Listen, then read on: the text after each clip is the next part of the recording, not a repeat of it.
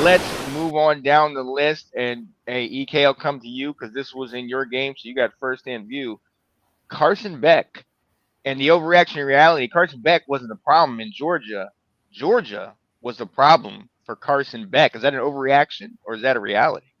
Well, let's start with this. Like you guys know that before the playoff game, I was thrilled that Carson Beck wasn't going to be the quarterback playing. Mm-hmm.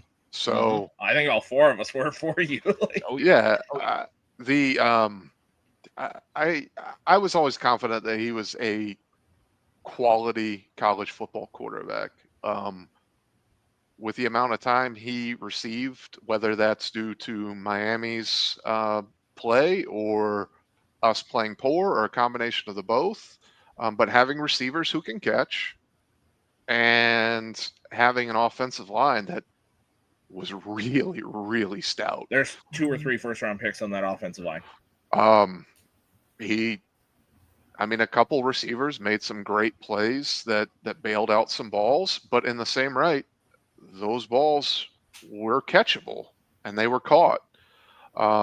So I think Georgia would be better with Carson Beck this year than they would Gunnar Stockton, based on what I've seen from them. But I don't. I guess to answer the question, I don't think Carson Beck is the problem or was the problem for Alabama or Georgia. Excuse me. I don't know how you could watch that and think that guy can't do the job. He was accurate. He was composed.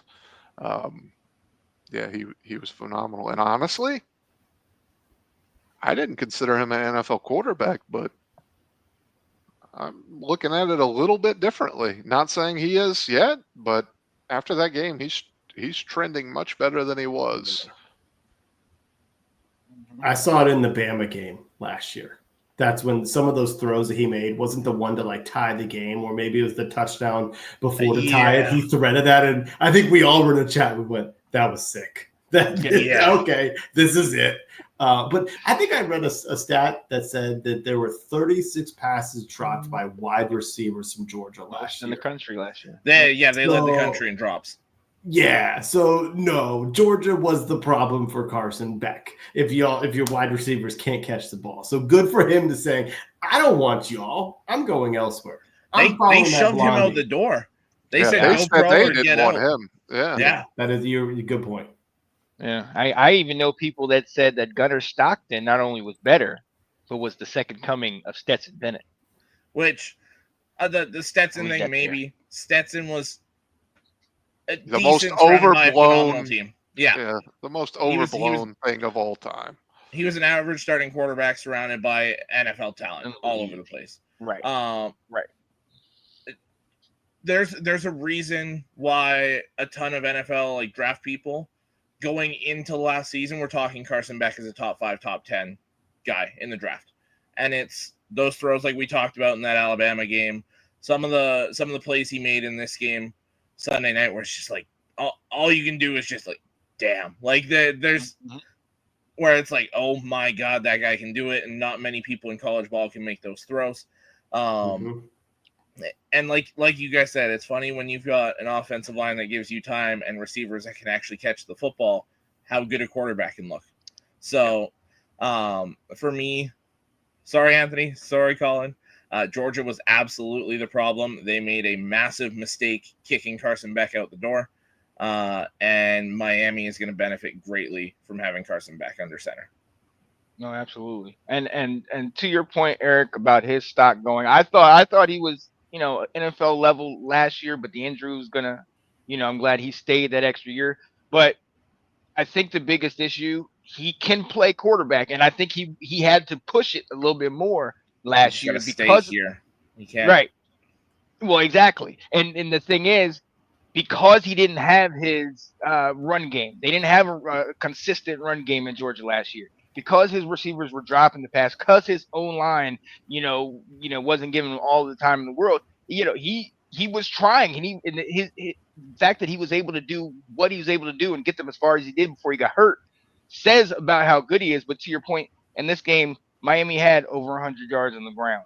he was able to get, 20 of 31, 200 yards, and a couple touchdowns, pedestrian, but at the same time, he did what he needed to do. He was able to drive down the field at the right times, and like you said, keep level-headed and everything. Yeah, I think Georgia too was a problem. I think that is the reality of the situation. And to your point, Eric, I think he would elevate that team, but if that team doesn't have the pieces around him, and if they don't have the faith in him, because that's the second thing. Like your point, you said, Alex, they pushed him out, and Yeah. season wasn't even over, and they were already like, Gunner's the guy, he's the next, and Carson can go. And it was disrespectful to some degree, and would love to see that a Miami Georgia game down the line somehow. But I think they were more of the problem than he was for them, and he did the best he can. So we'll see how this season goes, but it's going to be quite interesting going down the line.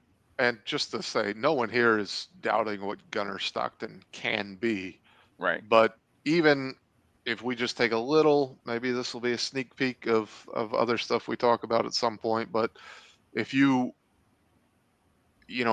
Quinn Ewers, Archie Manning, like when you're a 4-year guy, you've got experience that's very valuable.